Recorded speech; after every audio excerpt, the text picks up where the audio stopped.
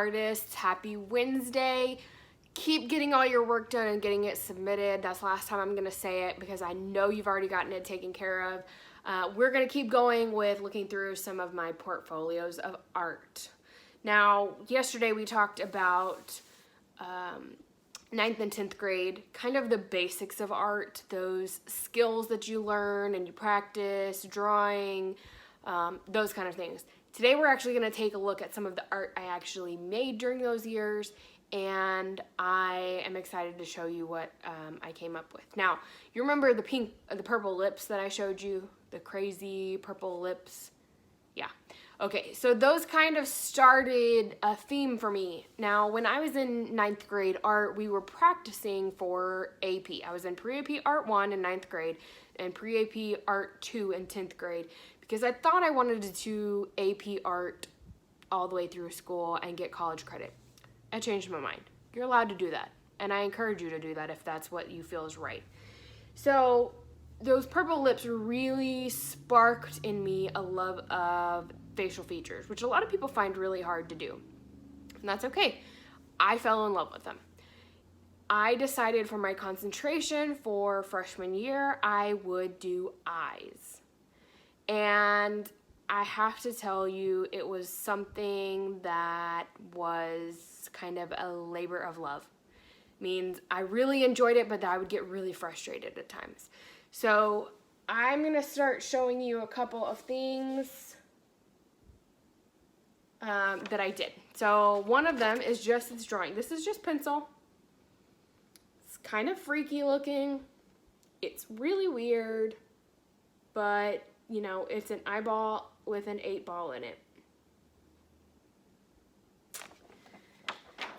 Okay, I'm gonna have to come back to that one.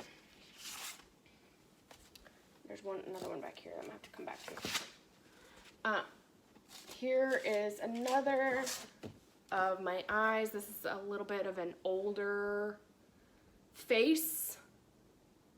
Okay, there is actually some glitter in the iris to give it some depth and dimension.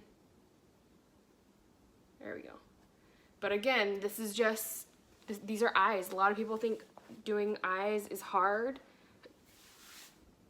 I enjoyed it. Once you learn how to do it, you get really excited and you want to keep doing it, right? Okay, so here is another couple of eyes. Here's one. This is just marker.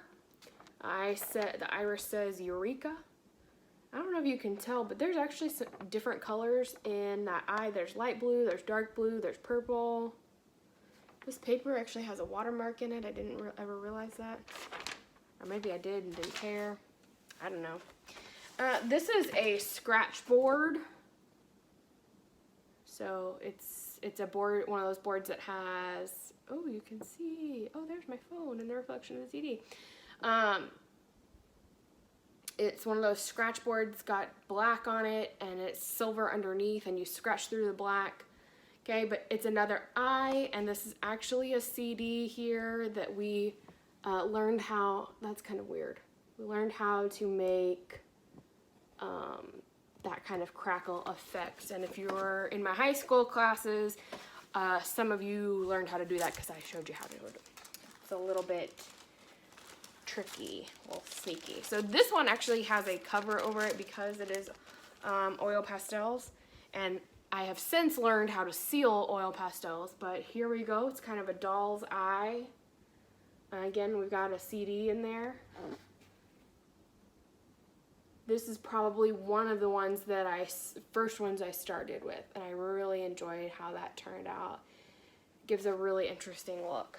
So that is some of my freshman art for the concentration. Now, when you're in AP Art, you have a concentration, which is all the same topic and done in different ways and different media and techniques.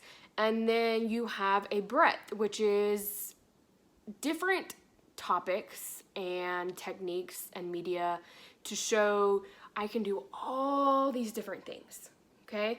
So I also have done a colored pencil of a baseball player, and again, I actually don't know what team this is supposed to be. This is a teeny tiny little picture in a newspaper, so it was black and white, so I made up the colors. I don't know. I don't even know. But it won an award in an art show, so hey. Another one I have is this gorgeous chalk pastel. If you've ever worked with chalk pastel, you know that it can be an absolute mess. It can be a nightmare. But this, again, was a picture probably out of a magazine, really tiny, blew it up, made it a lot bigger, added the color. Okay, so you can do anything you put your mind to, as long as you are determined and focused. In high school, when I was teaching high school over the last couple years, in Painting 3, my advanced painting students know that they had to pick artists to kind of study and learn from. And they got to pick the artists that they wanted to study, they got to pick the projects that they wanted to do, and they could either recreate, which means kind of copy, the artist's work, or they could do something inspired by that artist. And this actually comes from that project, that whole year's worth of study came from something I did when I was in high school. When I was a sophomore in high school, we had to do an artist study, and I chose Alma Thomas and emulate one of her works of art. I don't remember anything about her. That was a long time ago. That was probably 18 years ago. I don't remember. I don't even think I have that computer anymore. But what I did was I did create this huge painting. It is an 18 by 24, I think, or I don't remember, and I didn't write it on the back. But this is to emulate some of her work, where for this, it's like you are underneath a tree, you're looking up, and you see the sun. You see the sun, which is the yellow, and you see the leaves, which are green. Here's the thing with this artwork. This is just triangles of green. Is this my best work ever? No. Is it good? Yeah. Is it interesting? Yeah. Have I had somebody offer to pay me for it? Yes. Why am I not taking these people money and letting them buy my artwork? I don't know. I really don't know. That is all for today. We're going to talk about some of my other stuff later on. And remember, art is life.